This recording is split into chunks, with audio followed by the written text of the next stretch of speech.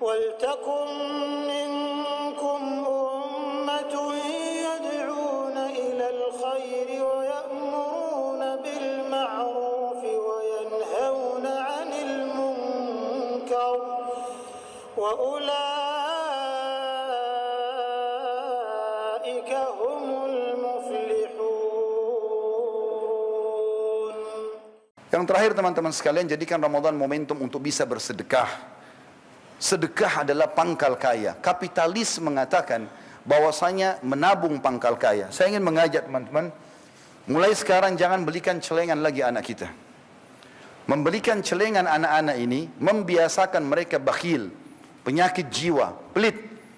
Bahkan sampai kalau kita kasih uang dimasukkan ke celengannya, kakaknya pun atau adiknya pegang celengan dia bisa marah.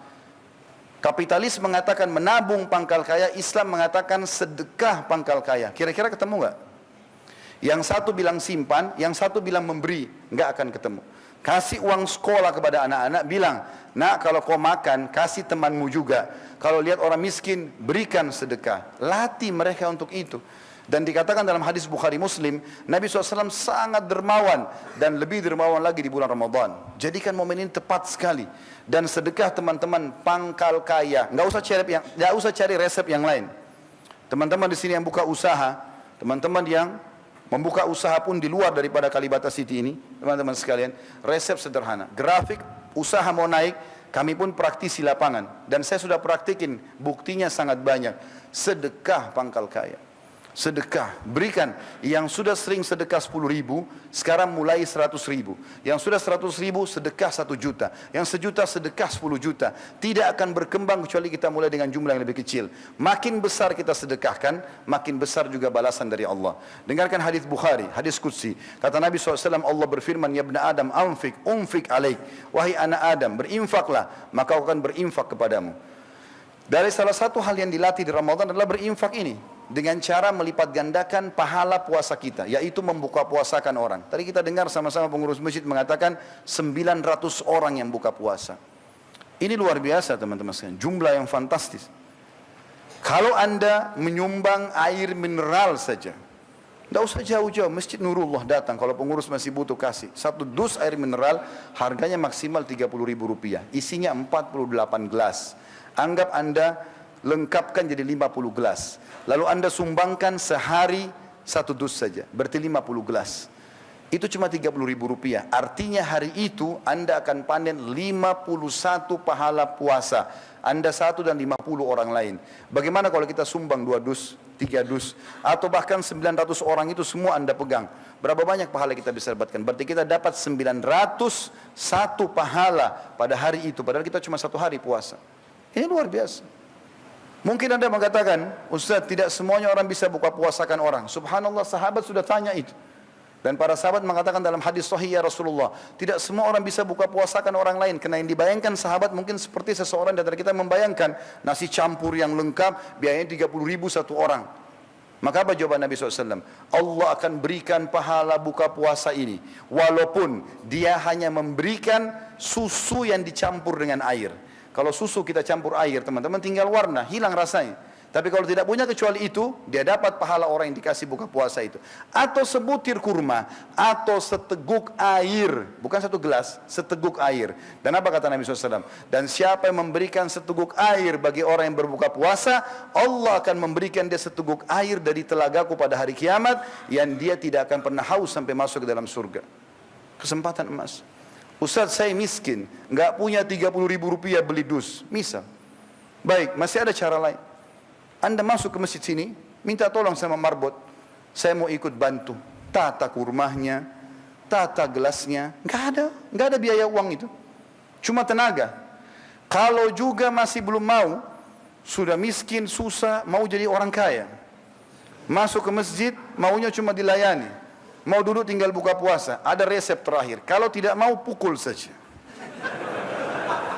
Karena luar biasa, berarti dia tolak pahala yang luar biasa. Nggak ada modal uang, nggak ada modal energi. Kalau lagi duduk mau buka puasa, angkat gelas mineral di sebelah kita, kasih teman di sebelah.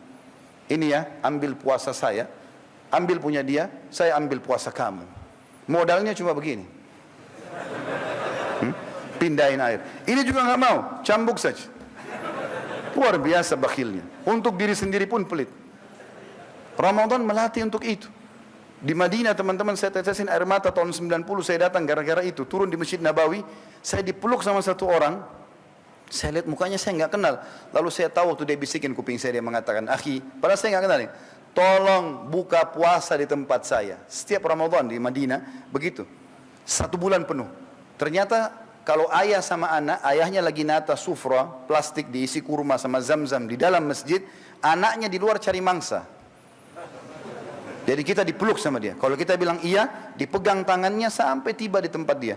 Buka puasa sini ya, baru dia tunjuk, jangan buka puasa situ.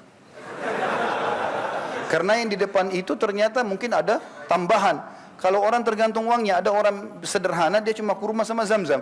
Ada orang lebih kaya dia taruh yogurt, taruh roti, taruh kurma, taruh pisang, macam-macam. Jadi orang bisa tergoda pindah. Lalu dia bilang apa? Sudah tahu tempat kami, besok kesini lagi ya. Saking maunya buka puasa. Malu kita di Indonesia ini teman-teman. Pak RT sudah kasih jadwal. Bapak ini, ibu ini. 1 bulan kadang-kadang cuma dapat 1 kali giliran.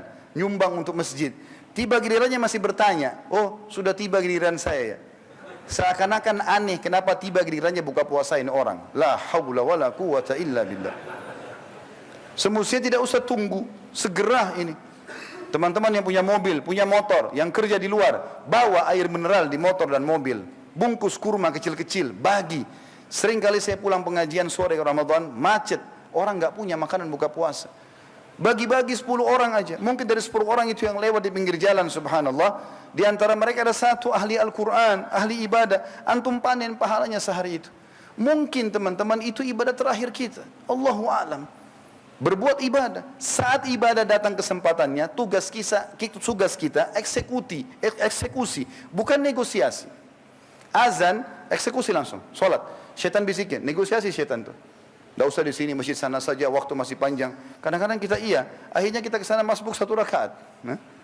Orang miskin minta, kita eksekusi, kasih langsung. Syaitan bisikin, itu orang mampu, anak pinjaman, kakinya palsu. Dusta semua syaitan ini, supaya kita tidak sedekah. Jangan negosiasi, eksekusi langsung. Jalankan kebaikan-kebaikan teman-teman. Dan Ramadan melatih kita untuk itu.